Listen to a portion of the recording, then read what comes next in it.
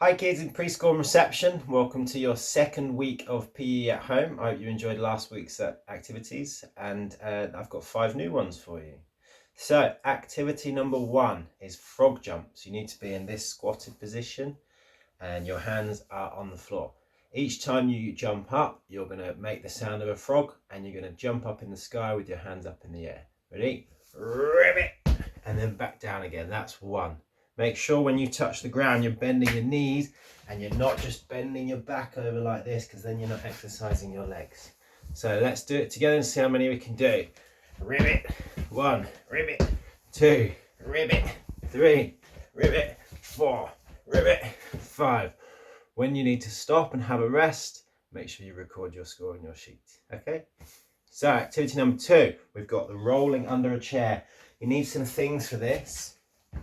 You need a chair because it makes a really good goal or a target that you're going to try and roll through. I'm going to place that over there. I'm going to take 5 steps away.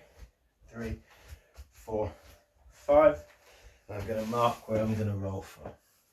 So I'm going to roll with a ball of socks today because I'm indoors and I want to be safe.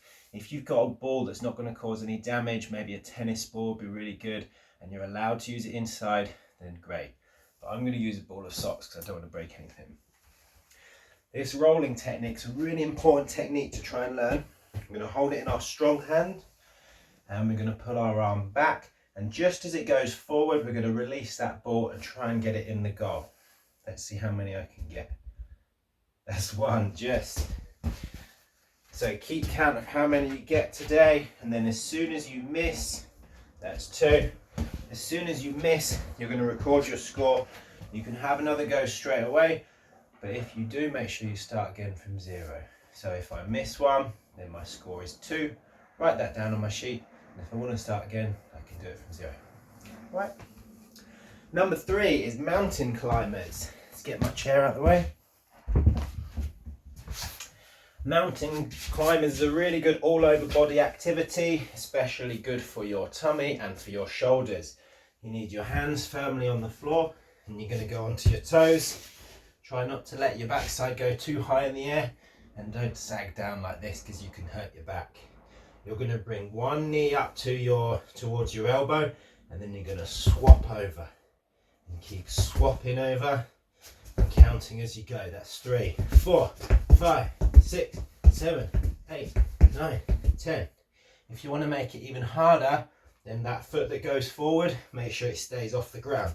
So you're swapping each time, and you've only ever got one leg on the floor at the same time. As soon as you need a rest, record your score, and you can have another go afterwards if you want. Number 4 is throw claps. Again, because I'm inside, I'm going to use my soft ball of socks. You need to throw it up in the air, and you're going to clap once and see if you can catch it straight away. This is a development from last week's activity where we were just throwing and catching. Now we're going to use that skill and throw and clap. That's 1, 2, 3, 4, 5. See how many you can do without dropping it. If you drop it, then 5 was my score. I'd write that down and I'll start again from 0 when I want to have another go. If you want to really challenge yourself today, you can do double claps. If you're confident with catching, then great, give it a go, but 1 clap is fine. Number 5, the last one, is a straight arm plank, or something we call downward dog. This is really good again for your shoulders and all of your upper body.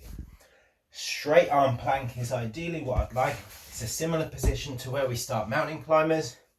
You've got your hands under your shoulders, you've got a nice straight back all the way from your shoulders to your heels, and you're going to stay in this position for as long as you can.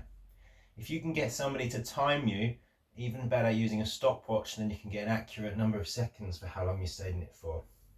If you can't manage to stay in this position, it's very important you don't sag your back down like this, because you might hurt your back and you're not really exercising in the right way. So if you can't do that position, you can do what we call downward dog, where you've got your backside right up in the sky and you stay in this position as long as you can. Try and get a straight line all the way from the top down to your hands and all the way from your backside down to your feet. So staying in this position while somebody counts. So there's your 5 activities. We've got frog jumps, rolling under the chair, mountain climbers, throw claps, and straight arm plank. I hope you enjoy them this week. Keep telling your teachers how you're getting on with it, and I look forward to hearing about it next week. Bye bye.